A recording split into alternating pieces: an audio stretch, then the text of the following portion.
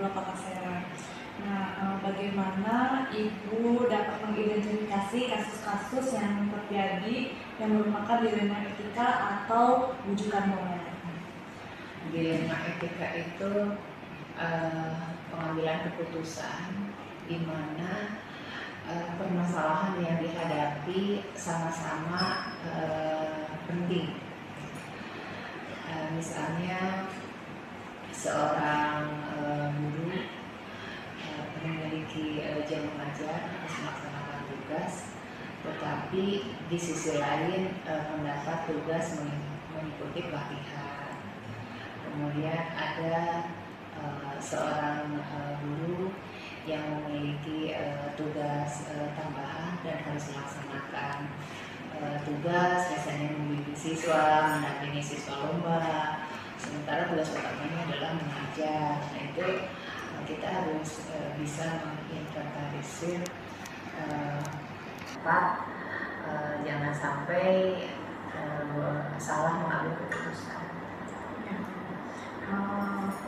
Terus bagaimana Ibu dalam menjalankan keputusan di sekolah, terutama pada kasus-kasus di mana ada dua kepentingan yang sama-sama mengandung nilai kebajikan? Itu harus kita mengambil keputusan dengan mempertimbangkan skala prioritas dan risiko yang dihadapi.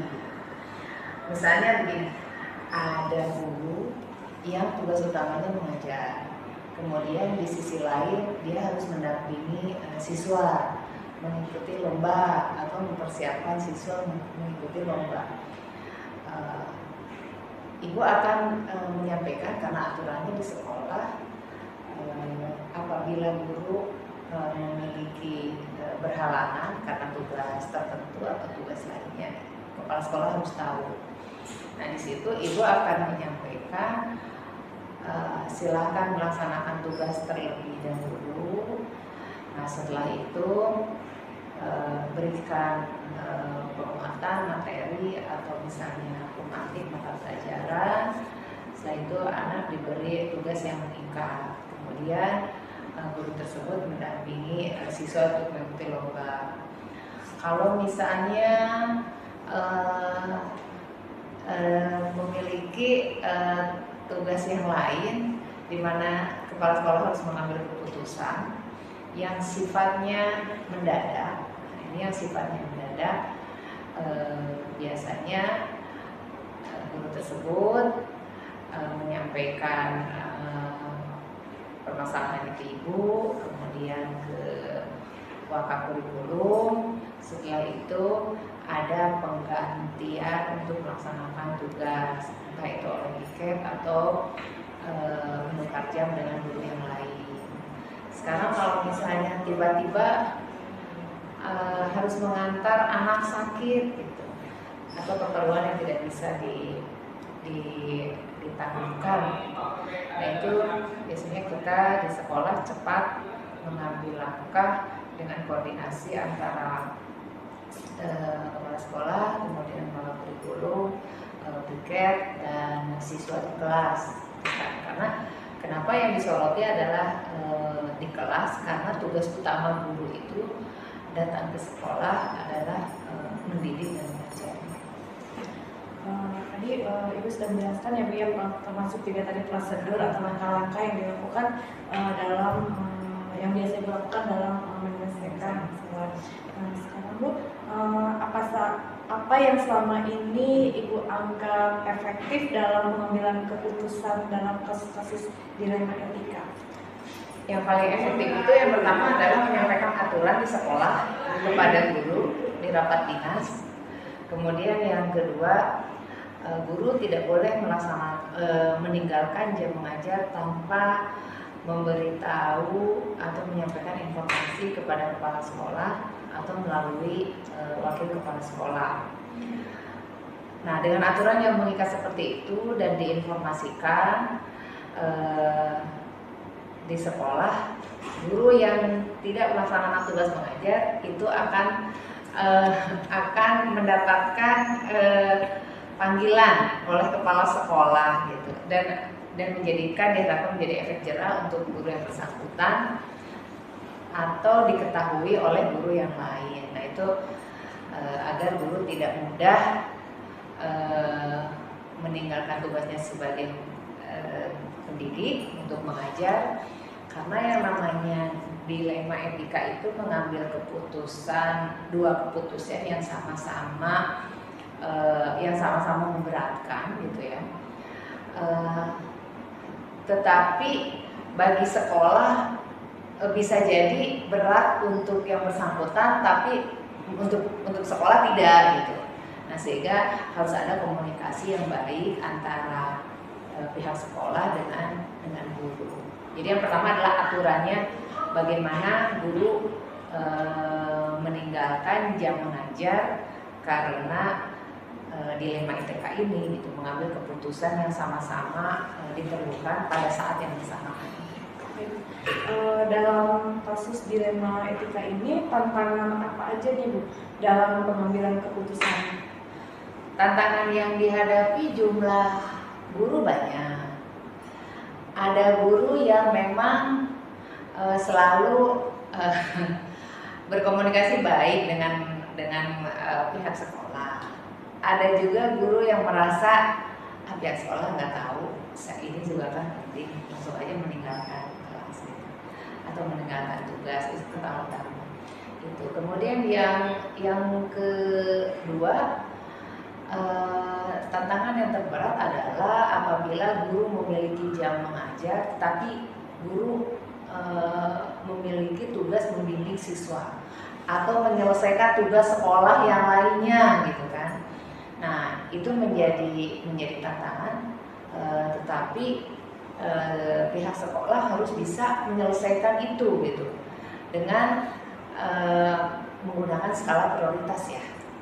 Yang penting tugas mengajar tidak ditinggalkan, tetap guru masuk ke kelas, kemudian memberikan tugas kepada siswa yang mengikat. Setelah itu guru melaksanakan tugas lainnya, dan minggu berikutnya atau di pertemuan berikutnya tugas untuk anak itu harus bisa disampaikan dan diselesaikan oleh guru pada siswa. Baik. Apakah Ibu memiliki jadwal tertentu dalam menyelesaikan sebuah kasus untuk menyelesaikannya, atau bentuk dan prosedur seperti apa yang Ibu jalankan? Kalau misalnya jadwal tertentu tidak, saat ada masalah harus selesai, gitu ya. Karena permasalahan itu kan ada yang memang tiba-tiba, ada yang memang sudah. Nah itu jadi ada dua, ada yang memang harus diselesaikan, ada yang memang kita harus memerlukan data untuk menyelesaikan permasalahan gitu. Itu jadwal. Kemudian yang keduanya? Yang keduanya ada prosedur seperti apa yang Ibu jalankan dalam menyelesaikan kasus dilema etika? Prosedur yang dijalankan sekolah berbasis data, karena data guru, keaktifan guru itu ada di kelas, ada di piket, ada di wakaf kurikulum. Maka sekolah tinggal menghimpun, menelusuri, mencari tahu, kemudian baru pendekatan kepada guru. Dan itu harus diselesaikan. Kalau misalnya dibiarkan, nanti seolah-olah sekolah melakukan pembiaran dan akan menjadi contoh yang tidak baik untuk guru yang lainnya. Dalam menyelesaikan kasus dilema etika ini, adakah pihak-pihak yang mempermudah atau membantu Ibu dalam pengambilan keputusannya? Ada. Yang untuk mempermudah itu biasanya kan berkomunikasi dengan kurikulum misalnya, atau dengan para waka ya, bukan hanya dengan kurikulum, ada humas gitu, kemudian ada kesiswaan, karena setiap waka kan saling berkaitan ya. Saat mendampingi siswa berarti itu komunikasinya kan dengan kesiswaan. Kemudian tugas mengajar itu berhubungan dengan kurikulum. Kemudian ada informasi mengenai kepentingan guru yang tidak bisa ditinggalkan dengan hubungannya dan keluarga itu ada humas. Jadi yang paling penting adalah mengambil keputusan tidak sendiri berdasarkan data dan berkomunikasi dengan pihak-pihak tertentu gitu ya yang membantu untuk urusan manajerial ibu sebagai kepala sekolah. Baik, Bu. Ini pertanyaan yang terakhir ya, Bu, ya. Dari semua yang tadi Ibu sampaikan, pembelajaran apa yang dapat Ibu petik dari pengalaman Ibu ketika mengambil keputusan dilema etika? Pembelajaran yang paling penting adalah kita memang harus mensosialisasikan peraturan yang ada di sekolah, itu yang pertama. Kemudian yang kedua, seorang kepala sekolah harus bisa berkomunikasi, berempati gitu ya terhadap permasalahan yang ada di sekolah, terutama dengan guru gitu. Nah, kemudian yang ketiga, kita harus konsisten terhadap aturan yang ditetapkan oleh sekolah, sehingga keputusan yang kita sampaikan atau sosialisasi yang disampaikan kepada guru, ada kepala sekolah dan tidak ada kepala sekolah, itu merupakan aturan dan mengikat. Itu. Terima kasih Ibu atas waktunya Sama-sama. sudah menjawab pertanyaan dari saya. Saya ucapkan terima kasih sekali lagi. Assalamualaikum warahmatullahi wabarakatuh. Waalaikumsalam warahmatullahi wabarakatuh. Sukses untuk Bu Santi untuk CGP-nya, cepat selesai biar nanti Ibu mengikuti kegiatan panen raya. Amin. Hasil kerjanya. Sama-sama.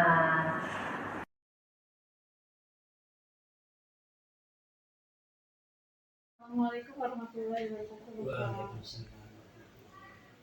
Perkenalkan, saya Sri Santi Utami, calon guru penggerak angkatan 11. Izinkan saya hari ini untuk mewawancarai Bapak terkait tugas saya, yaitu tugas demonstrasi kontekstual modul 3.1 tentang dilema etika. Apakah Bapak bersedia untuk menjawab pertanyaan-pertanyaan dari saya? Nah, baik Pak. Bagaimana Bapak dalam mengidentifikasi kasus-kasus yang merupakan dilema etika atau bujukan moral? Di sini harapan saya mengidentifikasi kasus-kasus ini mungkin ada 3 hal yang menjadi suatu prinsip. Prinsip yang pertama, berpikir berbasis hasil akhir atau end-based thinking. Yang kedua adalah berpikir berbasis peraturan, rule-based thinking. Yang ketiga, berpikir berbasis rasa peduli, care-based thinking. Itu yang pertama. Baik. Bagaimana Bapak dalam menjalankan pengambilan keputusan di sekolah, terutama untuk kasus-kasus di mana dua kepentingan yang sama-sama benar atau sama-sama mengandung unsur kebajikan? Kita perlu mengidentifikasi dulu. Kita adakan kronologisnya dan kita cari permasalahannya sampai titik mana perlu dipecahkan permasalahan itu. Dengan prinsip berbasis dari hasil akhir tadi, itu adalah dasi bentuk kolaborasi, ya kan, yang bisa menentukan dari hasil penyelesaian masalah tadi. Satu itu, terus yang kedua itu berbentuk peraturan yang ada. Apakah etika atau moral itu memang berbasis pada peraturan? Itu memang kalau melanggar sebuah aturan ya tetap akan kita terapkan, yaitu tindakan tegas atas sebuah aturan yang kita jalankan. Yang terakhir memang rasa peduli itu harus ada. Rasa peduli atau care-nya, ya kan, itu rasa kemanusiaannya itu menentukan, ya kan, bagaimana cara memutus sebuah kebijakan. Kita tidak hanya kepada sebuah aturan hukum, tapi rasa sisi kepedulian itu memang harus diterapkan. Nah, dalam menjalankan keputusan di sekolah, langkah-langkah atau prosedur seperti apakah yang biasa Bapak lakukan selama ini? Yaitu adalah untuk menelusuri permasalahan sejauh mana, ya kan, sekiranya permasalahan itu mungkin bisa diidentifikasi hari itu juga, kita selesaikan hari itu juga, ya kan, tanpa berlama-lama. Nanti permasalahan kalau berlama-lama itu permasalahan juga akan sulit dipecahkan, semakin menjadi permasalahan yang semakin sulit. Selama ini Bapak anggap efektif dalam pengambilan keputusan pada kasus-kasus dilema etika? Keputusan yang bijak itu adalah sebuah kita ambil keputusan dari hasil akhir yang mana ketika semua sudah dimediasi, ya kan, semua sudah bisa diarahkan dan semua sudah bisa diselesaikan, menyelesaikan masalah itu memang harus berjalan tanpa masalah. Tadi itu ada 3 pertimbangan tadi, pertimbangan berpikirnya berbasis akhir, berbasis peraturan, sama berbasis rasa peduli atau care kepada permasalahan yang mau diselesaikan. Kemudian Pak, apa saja yang selama ini merupakan sebuah tantangan dalam pengambilan keputusan pada kasus dilema etika yang tadi Bapak jelaskan? Pengambilan keputusan dalam dilema etika itu ada beberapa tantangan. Mungkin ketika kita menyelesaikan tantangan itu secara internal, mungkin ada keterkaitan dengan kalau saya sebagai satuan pendidikan mungkin ada guru-guru segala macam, itulah tantangan yang terbesar buat kita. Ya mungkin ada tantangan juga eksternal yang mungkin mendorong kita untuk menjadi nggak adil, itu salah satu tantangan-tantangan yang besar. Dalam mengambil keputusan tersebut, apakah Bapak memiliki jadwal tertentu dalam menyelesaikan kasus dilema etika? Nah, apakah Bapak langsung menyelesaikannya di tempat atau memiliki sebuah jadwal untuk menyelesaikannya, dan apakah memiliki bentuk prosedur yang untuk dijalankan?